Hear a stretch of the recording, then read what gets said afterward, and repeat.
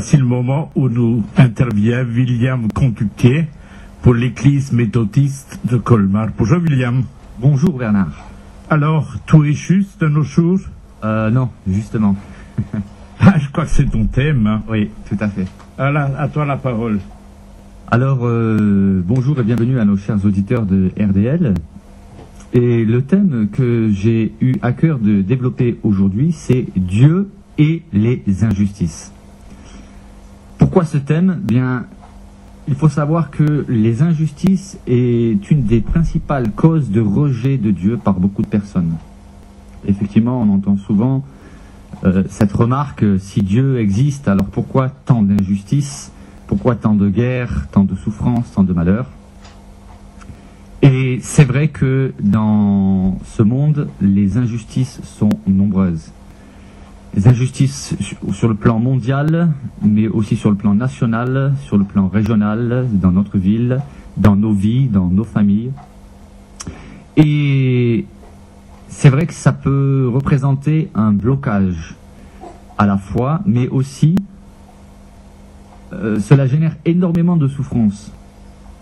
Le souci qu'il y a, c'est que nous sommes tous victimes, tout au long de notre vie, de nombreuses injustices, de différentes origines, mais il y a aussi quelque chose qu'il ne faut pas oublier, c'est que nous-mêmes, nous commettons des injustices.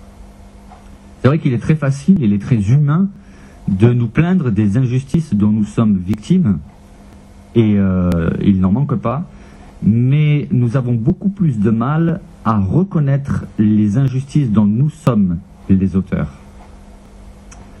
Il y a un personnage de la Bible qui s'appelle Asaph et qui lui-même, confronté à bien des injustices, s'est exprimé, notamment dans le psaume 73.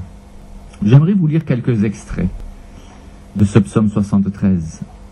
Il écrit: « Mon pied allait fléchir, mes pas étaient sur le point de glisser, car je portais envie aux insensés en voyant le bonheur de ceux qui commettent le mal. Rien ne les tourmente jusqu'à leur mort, et leur corps est en bonne santé. Ils n'ont aucune part aux souffrances humaines. Ils ne sont point frappés par des malheurs comme le reste des hommes. Aussi, l'orgueil leur sert de collier, de parure. La violence est le vêtement qu'ils portent. L'injustice sort de leurs entrailles. Les pensées de leur cœur finissent par être dévoilées. Ils se moquent et ils parlent avec beaucoup de méchanceté, ils parlent d'opprimés.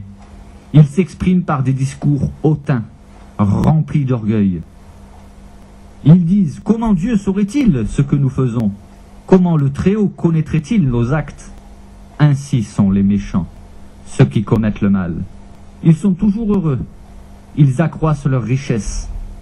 C'est donc pour rien que moi, je me suis efforcé d'examiner les motivations de mon cœur, et que je me suis efforcé de marcher d'une manière digne du Seigneur.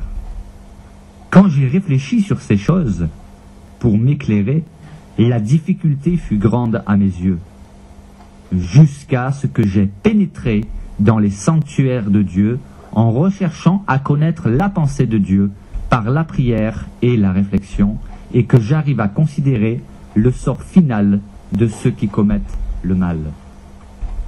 Oui, c'est vrai. Au final, tu les places sur des voies glissantes, puis tu les fais tomber et les mets en ruine. Et quoi? En un instant, les voilà détruits. Ils sont enlevés, exterminés par une fin soudaine. Lorsque mon cœur s'aigrissait et que je me sentais profondément troublé dans mon cœur, en réalité j'étais stupide et sans intelligence. Cependant, je suis toujours avec toi, mon Dieu, et tu es venu à mon secours. Tu me conduiras par ton conseil, puis le jour venu, tu me recevras dans la gloire, dans ta présence. Quel autre ai-je au ciel que toi? Et sur la terre je ne prends plaisir qu'en toi. Mon corps peut s'épuiser, mon cœur aussi, mais mon appui, mon bien le plus personnel, c'est toi, mon Dieu, pour toujours. Et il termine le psaume en disant: pour moi, m'approcher de Dieu, c'est mon bien. Je place mon refuge dans le Seigneur, l'Éternel. afin de raconter toutes tes actions. Il n'est pas le seul à s'être exprimé ainsi. Dans le livre de Lamentations, Jérémie s'écrit au verset 35 et 36 du chapitre 3 des Lamentations, « Quand on viole la justice humaine devant la face du Très-Haut, quand on fait tort à quelqu'un dans sa cause, le Seigneur ne le voit-il pas ?» Alors, oui, il y a des injustices, mais la foi en Dieu nous aide, doit nous aider du moins, à voir au-delà. Oui, c'est vrai, il y a des injustices, mais comme le dit Jérémie, Dieu voit et Dieu agit tôt ou tard. C'est pour cela qu'il est important, lorsque nous commettons nous-mêmes des injustices, de reconnaître nos torts et de demander pardon.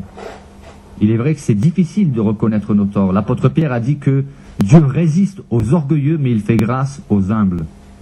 Et il est vrai que dans notre nature, nous sommes plus promptes à montrer du doigt les injustices du prochain plutôt que les nôtres. Jésus a dit, « Pourquoi vois-tu la paille qu'il y a dans l'œil de ton frère et n'aperçois-tu pas la poutre qu'il y a dans ton œil ?» Telle est la nature humaine.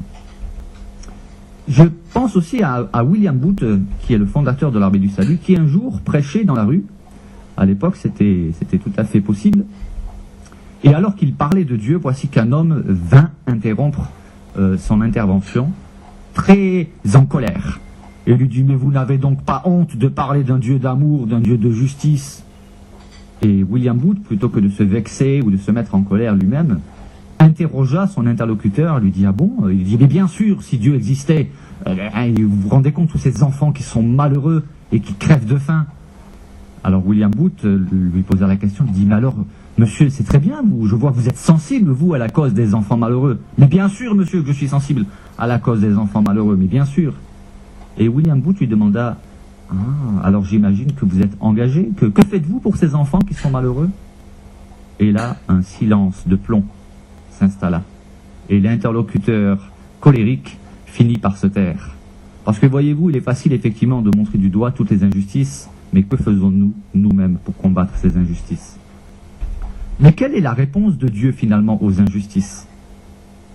Car Dieu, effectivement, il est vrai.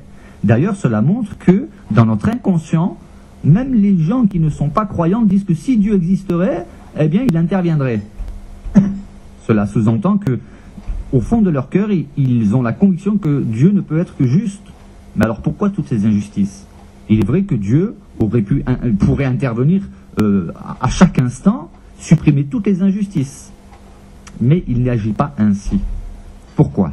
Parce que Dieu est mystérieux, Dieu est au ciel et nous sommes sur terre, et il dit, « Car mes pensées ne sont pas vos pensées et mes voix ne sont pas vos voix. » Mais Dieu a quand même donné une réponse aux injustices. La réponse de Dieu aux injustices est surprenante.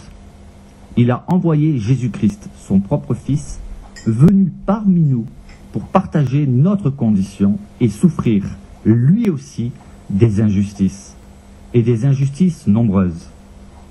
Alors, quelles sont les injustices vécues par Jésus? Bien, déjà, alors qu'il n'était encore qu'un nourrisson, il était déjà menacé de mort et le roi Hérode cherchait à le tuer. D'ailleurs, il y a eu des injustices collatérales puisque d'autres enfants ont été tués. Où est la justice de Dieu? Eh bien, Hérode est mort. Oui, d'accord, mais toutes ces familles qui ont perdu leurs enfants, oui, mais Dieu n'a pas dit son dernier mot. Dieu regarde toujours à la finalité et il règle toujours ses comptes, tôt ou tard, du vivant de la personne ou dans l'éternité. Plus tard, alors que Jésus commença son ministère, on voulut le jeter du haut d'une falaise. Après avoir pris la parole, effectivement, dans une synagogue, il affirmait qu'une parole prophétique de l'Ancien Testament, qui concerne le Messie, venait de s'accomplir en lui. En affirmant ainsi avec beaucoup de subtilité et de tact qu'il était le Messie, et en interpellant ses auditeurs, il s'attira les foudres de plusieurs. En plusieurs occasions, des religieux voulurent le lapider. Déjà lorsqu'il ne respecta pas le sabbat, comme les religieux de son époque le souhaitaient. En effet, Jésus guérissait des malades le jour du sabbat, et cela les dérangeait, car ils avaient une compréhension légaliste des lois de Dieu, et ils ignoraient, pour la plupart d'entre eux, ce que signifie le mot miséricorde. Et de plus, Jésus appelait Dieu son propre Père, se faisant ainsi égal à Dieu. Ils voulurent donc le lapider parce que pour eux c'était un blasphème. Il y a eu aussi de faux témoins qui ont tenu des propos mensongers à l'encontre de Jésus. Et un criminel a été libéré à la place de Jésus.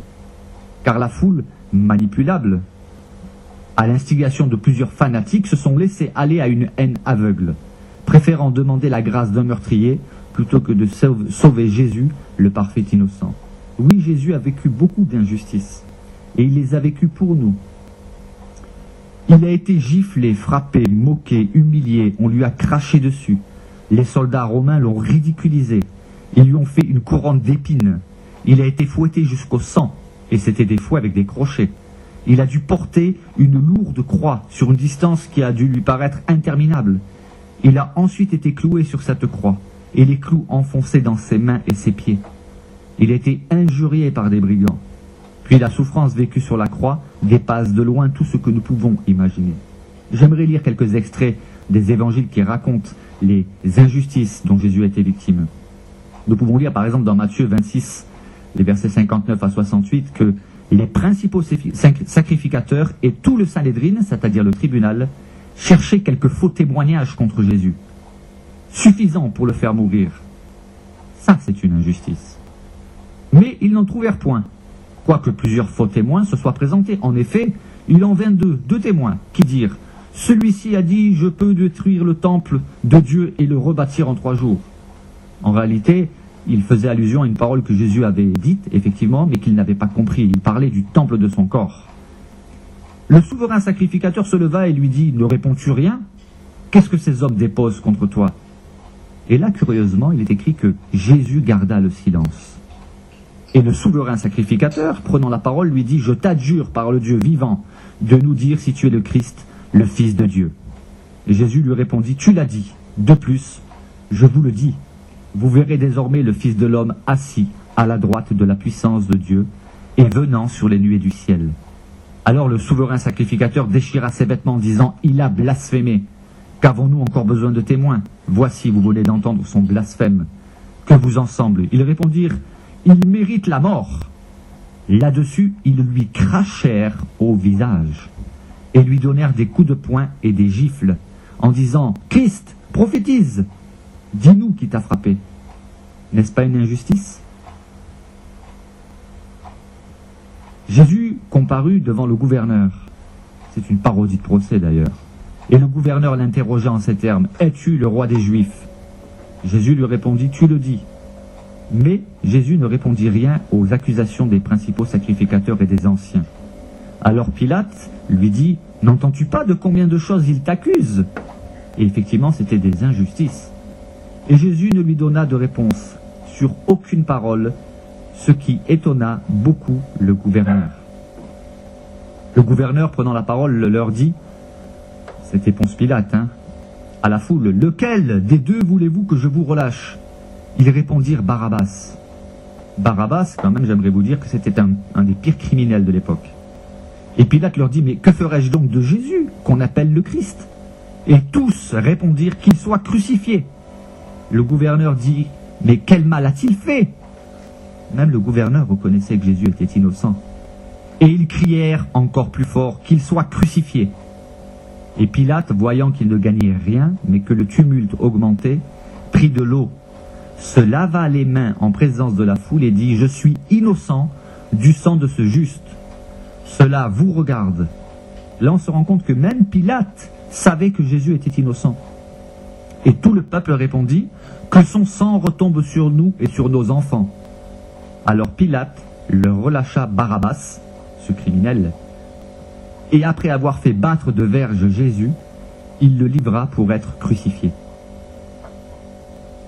Et même plus loin, les soldats du gouverneur conduisirent Jésus dans le prétoire, et ils assemblèrent autour de lui toute la cohorte. Ils lui ôtèrent ses vêtements, ils le couvrirent d'un manteau écarlate, c'est-à-dire qu'ils se moquaient de lui. Ils lui tressèrent une couronne, mais pas une couronne royale, une couronne d'épines, qu'ils posèrent sur sa tête, et ils lui mirent un roseau dans la main droite, puis, s'agenouillant devant lui, remarquez comme ils se moquent de lui, ils le raillaient, en disant « Salut, roi des Juifs !» Et ils crachaient contre lui, prenaient le roseau et frappaient sur sa tête. Après s'être ainsi moqués de lui, ils lui ôtèrent le manteau, lui remirent ses vêtements et l'emmenèrent pour le crucifier.